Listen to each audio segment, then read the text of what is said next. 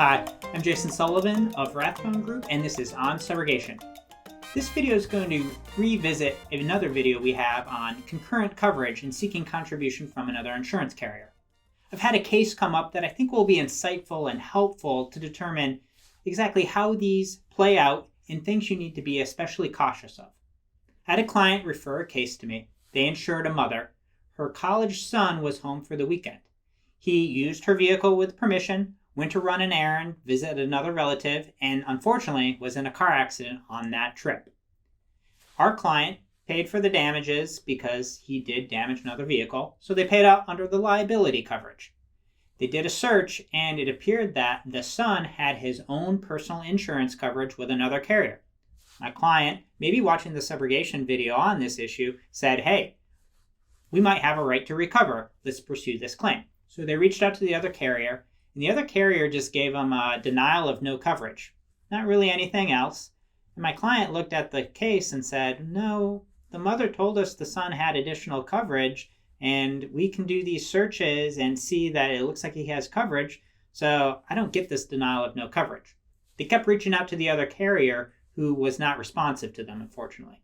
Sent the file to me. I reached out to the adjuster and I said, look, tell me why you don't think you owe coverage. Here's all the facts we believe are true. What are we missing? Crickets. No response at all. Finally, I said, can you please send me your policy so I can at least review? Because there was a policy. It wasn't a matter of no coverage. He said he would, but unfortunately he never did.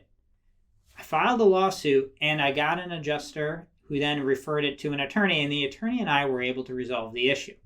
The other carrier had been denying on the basis of no coverage and that this vehicle wasn't listed on their policy. Well, that doesn't make a whole lot of sense to me, and if that's the case, usually we're going to look for competing knockout clauses between each of the carrier's policies to see if they knock each other out, then we're just going to make each carrier pay pro rata. When I finally got in touch with the attorney who was willing to sit down and look at the file, they provided some interesting information. All along, we had been trying to pursue subrogation on behalf of the mother's insurance carrier against the son's insurance carrier.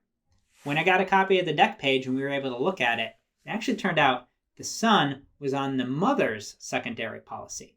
So we were pursuing a claim of mother's insurance coverage against mother's insurance coverage. This really mattered a lot because under that defendant insurance coverage we were trying to pursue, they had an exclusion that said they did not cover any vehicle owned by you that was not listed on the policy.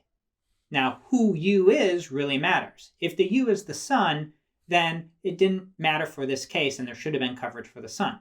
But if the you is the mother, then that vehicle was excluded because the mother did own this vehicle and it was not included on the policy of insurance that she had purchased. Now, I can't fault my client. I know they did everything they could to reach the other carrier before they sent the file to me. I spent months trying to get the other carrier to give me a logical explanation and to share the information as to why there was no coverage. Unfortunately, it took incurring suit costs to get the information. But this is a great example of how these concurrent coverage cases can get a little bit tricky, and you have to know exactly what you're arguing. Because if you are just going full steam ahead that we have the mother's policy and we're pursuing the son's policy, and then you find out that it actually wasn't the son's policy and it was the mother's policy, you could continue to fight that battle if you don't look at exactly how that policy language plays out and begin substituting mother for you as opposed to son for you, and then looking how that sentence in the insurance policy reads. It's why insurance coverage disputes can be so confusing. If you have any concurrent coverage or overlapping coverage questions, I invite you to reach out to us to see if we can assist in the matter. If you have any videos or ideas you'd like to see covered in this On Subrogation series, please email us at video@rathbonegroup.com. For Rathbone Group, I'm Jason Sullivan, and that's the long and short of it.